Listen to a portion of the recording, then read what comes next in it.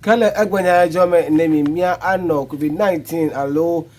dorele ikana agada hihema godoika wo domara chopa plewe ashike medonwi ba Ewenyigba TV ya yodo fie yele gbo dom le yi me no fie kata wora ka klimi le mia fe ajoga nu pomo wana titre nya YouTube channel wana o me nemia mi afushi abotane mi gara le mia fe do so wo lata Kevin mia agada Ewenyigba ma donwi ba nusilis ebe English channel do fie ye edame gwere mi Ewenyigba adogbo yika nyajo fakpaji a mile Gallywood Garden le Dabla Junction yika na etere mi afa do pie muti mi agara COVID-19 fanya o mena mi kwata yika mi anno admo gobe jenchu do fa yika na la mesenya oji pom le gana juko magodo yika do mangono la yenye apoto kweku ajima menu enye mere yika de koglobe na alankure jidudu pa fo yakata na wode ple avu na COVID-19 do lem chichi le gana juko ma juko bubo kwa ple habobo bubo le gana juko magodua wonya me yika wo atona si gana juko ji abakpodangu ene na COVID-19 fanya o le ihe magodo kala apoto ajima menu fanya no anya me yika de koglobe na alankure rude kata na wo choko de to makokude COVID-19 fa for the until to come godua cho afejinu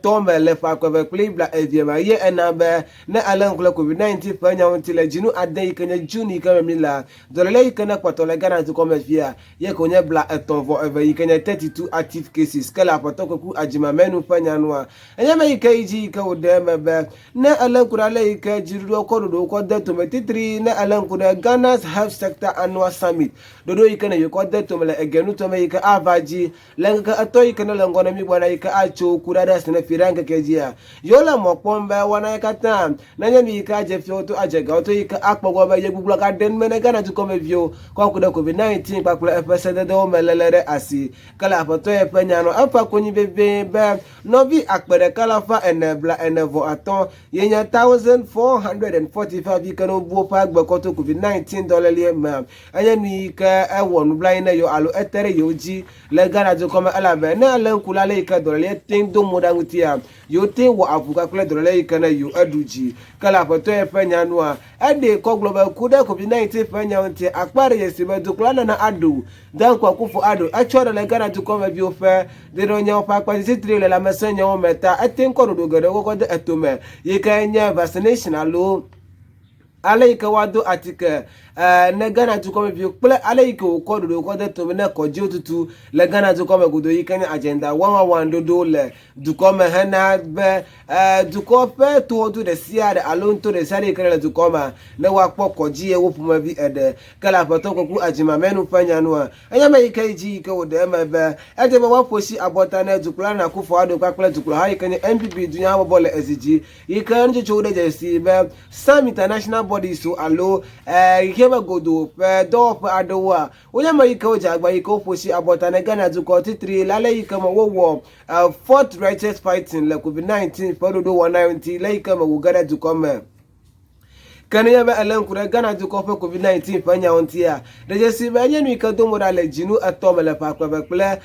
bla evieme le yika ma no vi gada wonya ma yika wo tuo pa do po kwa kle ale yika mi agare habobo alo hadome gwana no pa kwa dia wodo asinene mfanu wona ji akudidi kwa kle le yika mi apupu adu ajafe takpakpo ha wodo asinene mfe afodede maoji kala wana yema deje si ba tukula na adu dan kwa kufo adu eji yika gadi ko globe